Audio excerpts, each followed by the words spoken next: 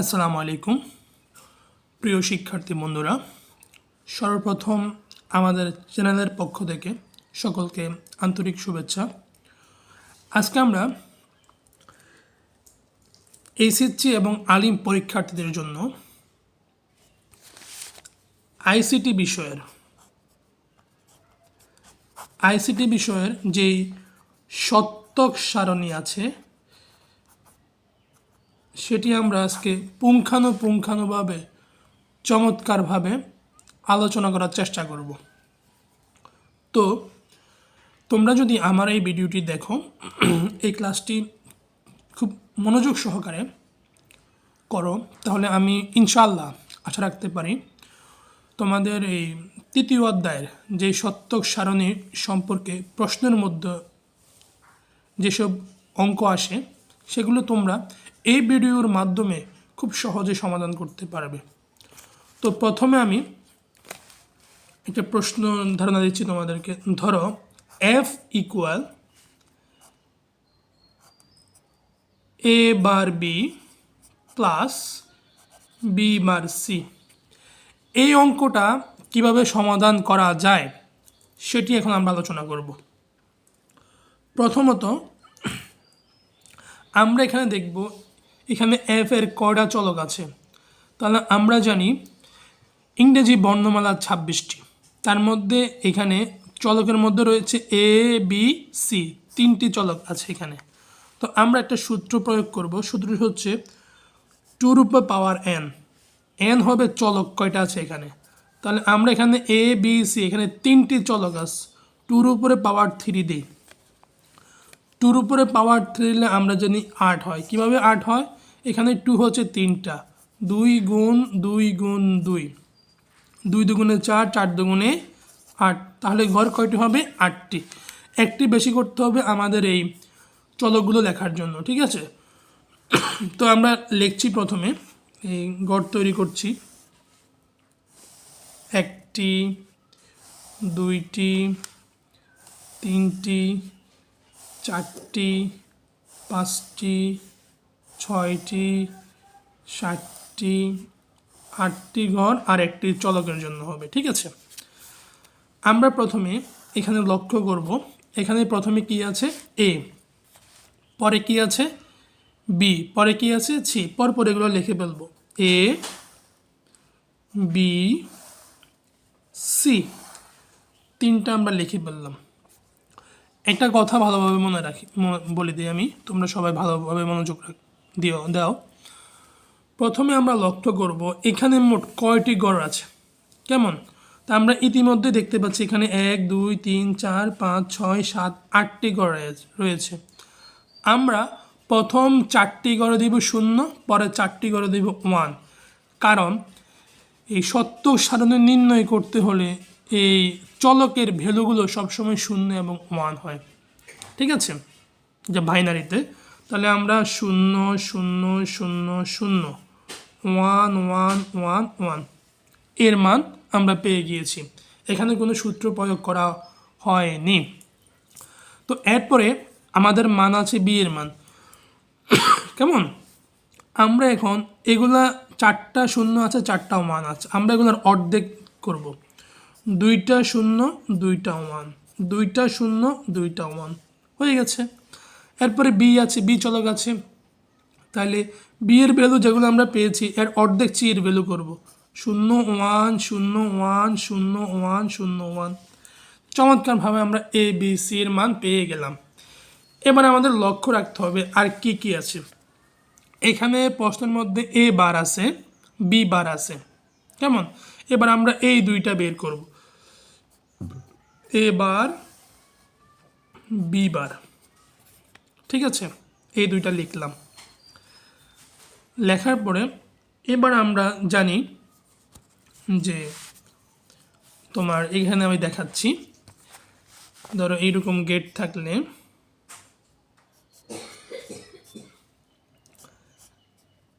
এর পরিবর্তে এ বার বিপরীতটা হবে। এর মান যদি 0 হয় এ বারের মান 1 হবে। এর মান 1 হলে এ বারের মান 0, মানে বিপরীত হবে। তাহলে এইখানে ভালো করে একটু লক্ষ্য করো, এইখানে যেটা তোমার এর মান যেটা আছে এ বারের মান যদি বিপরীতটা হবে, তাহলে তোমরা প্রথমে এই দুইটা বিপরীত করবা। ঠিক আছে, আমি দেখিয়ে দিয়েছি। তাহলে শূন্যের বিপরীত 1, শূন্যর বিপরীত 1, শূন্যর বিপরীত 1, শূন্যর বিপরীত 1। ঠিক আছে, 1-এর বিপরীত 0, 1-এর বিপরীত 0, 1-এর বিপরীত 0, 1-এর বিপরীত 0। এবারের মান আমরা পেয়ে গেলাম। এবার সেম একই সিস্টেমে বি বার মানটা বের করব। এখানে কি আছে, বি আছে, বি থেকে বি এর মানটা বের করব। তাহলে বি এর মান 0, বি বারের মান 1, বি এর মান 0, বি বারের মান 1, বি এর মান 1, বি বারের মান 0, বি এর মান 1, বি বারের মান 0। 0 হলে 1 হবে, 1 হলে 0 হবে, 0 আছে 1 হবে, 0 আছে 1 হবে, 1 আছে 0 হবে, 1 আছে 0 হবে, পেয়ে গেলাম খুব চমৎকারভাবে। এবার আমরা কি করব, প্রথমে এ মানটা বের করব। ঠিক আছে, তাহলে লিখতে পারি আমরা এ বার বি। আচ্ছা, এখানে যে এ বার বি আছে, এটা কি হিসাবে আছে বলতে পারবো কেউ? এটা হচ্ছে গুণ হিসাবে। কি হিসাবে আছে? গুণ হিসাবে আছে। তাহলে এ বার বি কোনটা? এটার সাথে এটার সাথে কোনটা? এইটা আমি ভালো করে দেখাই দিলাম, এর সাথে এইটা গুণ হবে। তাহলে 0 সাথে 1 গুণ করলে 0 হবে, 0 সাথে 1 গুণ করলে 0 হবে। এরপরে 1-এর সাথে 1 গুণ করলে 1 হবে, 1-এর সাথে 1 গুণ করলে 1 হবে এখানে বাইনারিতে। কেমন? 0 সাথে 0 গুণ করলে 0 হবে, 0 সাথে 0 গুণ করলে 0 হবে, 1-এর সাথে 0 গুণ করলে কি হবে? 0 হবে, 1-এর সাথে 0 গুণ করলে 0 হবে। এটাও আমরা চমৎকারভাবে পেয়ে গেলাম। তারপরে আমরা কি মানটা বের করব? এই মানটা এখানে আছে, এই মানটা এবার বের করব। তাহলে বি বার সি, সেম একই রকম। ঠিক আছে, তাহলে আমরা এবার দেখাচ্ছি। এখানে খুব সুন্দরভাবে আছে, এ বি বারের সাথে সিটা গুণ করতে হবে। এটাও সেম আগের মতো গুণ হিসাবে আছে। ঠিক আছে, বি বারের সাথে সিটা কি করতে হবে? গুণ করতে হবে। তাহলে 0-এর সাথে 1 গুণ করলে 0 হয়, 1-এর সাথে 1 গুণ করলে 1 হয়, 0-এর সাথে 0 গুণ করলে 0 হয়, 1-এর সাথে 0 গুণ করলে 0 হয়, 0-এর সাথে 1 গুণ করলে 0 হয়, 1-এর সাথে 1 গুণ করলে 1 হয়, 0-এর সাথে 0 গুণ করলে 0 হয়, 1-এর সাথে 0 গুণ করলে 0 হয়। আমরা পেয়ে গেলাম খুব চমৎকারভাবে। বুঝতে পেরেছ? আসলে এই সত্যক সারণী এই ক্লাসটা যে দেখবে, আর আমি ইনশাল্লাহ একটা 100% শিওর কোনো শিক্ষার্থী আর কোনো ক্লাস কোনো সমস্যা হবে না। এবার আমরা এই যে এফ এর মানটা দেওয়া আছে এবার পুরোটা তৈরি করবো। লেখো F equal to A bar B plus B bar C. খুব চমৎকার হবে। ঠিক আছে, এবার আমরা এখানে এ বার বি এর মানটা পেয়েছি, বি বার সি এর মানটা পেয়েছি। এসব মাঝখান থেকে কী হিসাবে আছে? যোগ হিসাবে আছে। তাহলে এই দুটো আমরা যোগ করব। 0-এর সাথে 0 যোগ করলে 0, 0-এর সাথে 1 যোগ করলে 1, 0-এর সাথে 1 যোগ করলে 1, 0-এর সাথে 1 যোগ করলে 1, 0-এর সাথে 0 যোগ করলে 0, 1 যোগ করলে 1, 0, 0। আমরা অ্যান্সারটা পেয়ে গেলাম। এই হচ্ছে আমাদের সত্যক সারণী। ঠিক আছে, এখন আমি আশা রাখবো তোমরা এটা চমৎকারভাবে বুঝতে পেরেছ। এবার আমরা তোমাদের বোঝার স্বার্থে এই সত্যক সারণীর যে মানটা বের করতে হয় সেটা আমরা আরেকটা অঙ্ক দিয়ে আমরা চমৎকারভাবে বুঝিয়ে দিব। আমরা আরেকটা অঙ্ক বোঝাচ্ছি এখানে। প্রথমত হচ্ছে Y equal A B whole bar plus B bar. কি? A B whole bar plus কি বার? বি বার। কেমন? এই অঙ্কটা আমরা করব। তো এখানে লক্ষ্য রাখতে হবে এখানে কয়টি চলক আছে? এ আর বি দুইটি চলক আছে। ঠিক আছে, তাহলে আমরা 2-র উপরে পাওয়ার এন, এনের মান কত? 2টা এখানে চলক, তাই 2 দিয়ে দিব, 2 দুগুণে 4, গড় কয়টা হবে? 5টা। তাহলে আমরা 5টা গড় করি। কেমন? 1 2 3 4 5।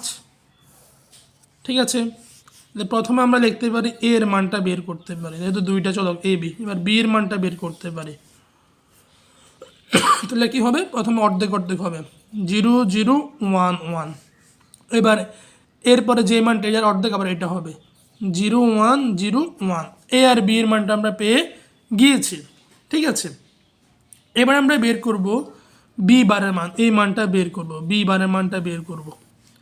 তাহলে এইটার বিপরীত হবে না, 0 বিপরীত 1 1 এর বিপরীত 0 0 বিপরীত 1 1 এর বিপরীত 0, ঠিক আছে।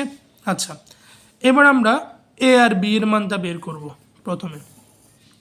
আচ্ছা, এ আর বি কী হিসাবে আছে, গুণ হিসাবে। কী হিসাবে আছে, গুণ হিসাবে আছে, ঠিক আছে। তাহলে এ আর বি আমরা গুণ করব, 0 সাথে 0 গুণ করলে 0 হয়, 0 সাথে 1 গুণ করলে 1 হয়, 1 সাথে 0 গুণ করলে সরি এটা 0 হবে, এটাও 0 হবে, এটাও 1 হবে। কারণ আমরা জানি কোনো সংখ্যার সাথে যদি 0 গুণ করা হয় তার ভ্যালু সবসময় 1 হয়, ঠিক আছে। আচ্ছা, এবার আমরা এটা পেয়ে গিয়েছি। এবার আমরা এ বি হোল বার এই মানটা বের করব।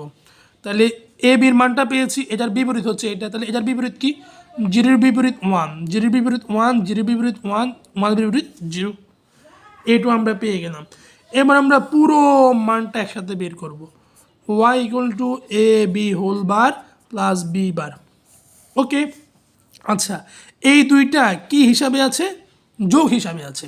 তাহলে আমরা এই দুইটা যোগ করব, 0 সাথে 1 যোগ করলে 1 হয়, 0 সাথে 1 যোগ করলে 1 হয়, 0 সাথে 1 যোগ করলে 1 হয়, 1 এর সাথে 0 যোগ করলে 1 হয়। তাহলে আমরা সবগুলা কী করলাম, পেয়ে গেলাম, এটাই হচ্ছে অ্যান্সার, ঠিক আছে শিক্ষার্থীরা।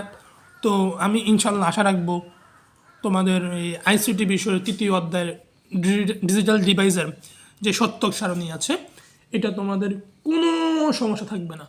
যদি কোনো সমস্যা থাকে তোমরা আমাকে কমেন্ট বক্সে জানাতে পারো, ইনশাআল্লাহ আমি সম্পূর্ণ অঙ্কগুলো, সত্যক সারণীর অঙ্কগুলো পুঙ্খানুপুঙ্খানুভাবে ওই যে পই পই করে সুন্দর করে তোমাদেরকে চমৎকারভাবে বুঝিয়ে দিব। তো যেহেতু আমাদের চ্যানেলটি নতুন, তুমি আমার চ্যানেলটাকে সাবস্ক্রাইব করবা, ভিডিওটিকে লাইক করবা এবং কমেন্ট করবা কোন কোন অঙ্ক করলে তোমার উপকার হবে, তোমার সুবিধা হবে, ঠিক আছে। এমনকি এই আমাদের যেই বর্তমান যেই শিক্ষা ব্যবস্থা আছে এই শিক্ষা ব্যবস্থার উপরে গণিত এবং বিজ্ঞান বিষয়ের উপরে আমি একবার A to Z সম্পূর্ণ সেশনগুলো আলোচনা করার চেষ্টা করব। অন্তত সপ্তাহে 3-4টা করে ক্লাস দেওয়ার চেষ্টা করব, ঠিক আছে।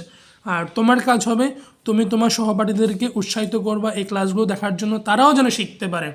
আমরা দলগতভাবে কাজ করব, সবাই একসাথে শিখব এবং তোমার সহপাঠীদেরকে বলবে যেন এই চ্যানেলটি সাবস্ক্রাইব করে, ঠিক আছে। সকলকে ধন্যবাদ নুরুল টক্স পাশে থাকার জন্য। আল্লাহ হাফেজ।